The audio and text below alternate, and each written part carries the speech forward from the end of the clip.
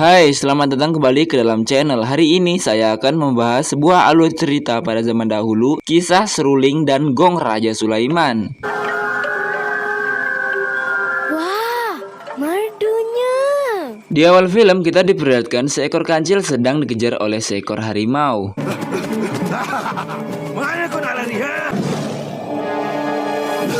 Setelah kejar-kejaran cukup lama, kancil pun berhasil menyelamatkan diri. Setelah itu juga ia melihat buah yang baru saja jatuh dari pohonnya. Namun buah itu terhisap oleh lumpur hidup. Tiba-tiba harimau pun datang. Ketika ia mau menerkam kancil, ia malah terjebak di genangan lumpur tersebut. Setelah itu harimau pun berhasil keluar dari lumpur tersebut menggunakan tubuh ular sebagai alat bantunya. Aku Raja Rimba.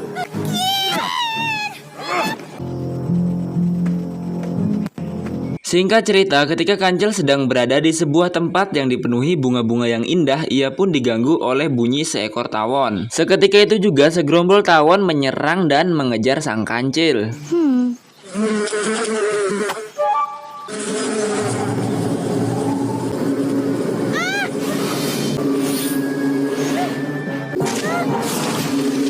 Setibanya di rumpun bambu, kancil pun bersembunyi di dalam bambu tersebut sehingga tawon tidak mengetahui posisinya.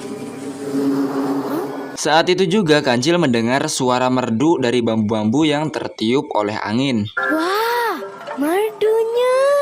Ketika kancil sedang menikmati suara tersebut, tiba-tiba ada harimau berada di dekatnya. Seketika itu juga harimau mendengar suara bambu itu. Ia pun bertanya kepada kancil, bunyi apa tuh? Kancil pun mengatakan bahwa itu bunyi seruling Raja Sulaiman. Bunyi apa tu?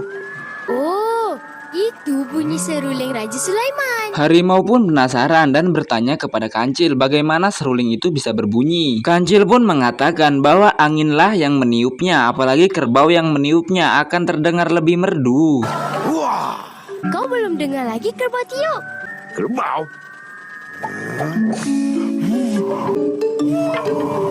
Sang harimau pun ingin meniup seruling tersebut, namun sang kancil tidak memperbolehkannya karena harimau harus mendapatkan kebenaran Raja Sulaiman terlebih dahulu. Aku nak tiup juga.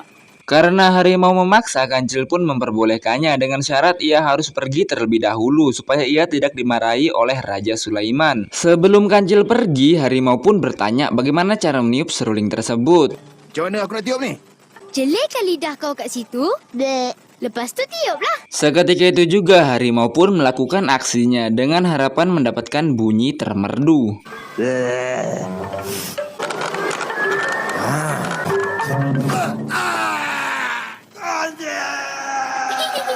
Singkat cerita, sang kancil melihat segerombol tawon yang tadi mengejarnya sedang memakan buah-buahan dan memasuki sarangnya. Seketika itu juga harimau muncul dan menerkamnya. Dapat juga akhirnya. Kancil.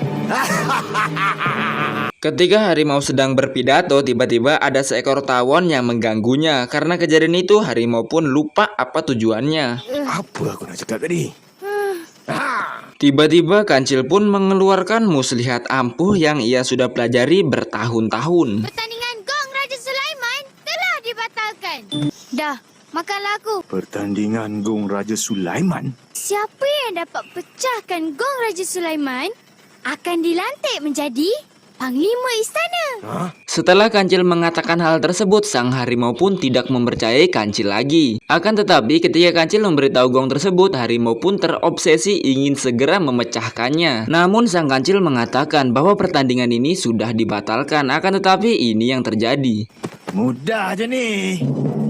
Jangan harimau, nanti menyesal.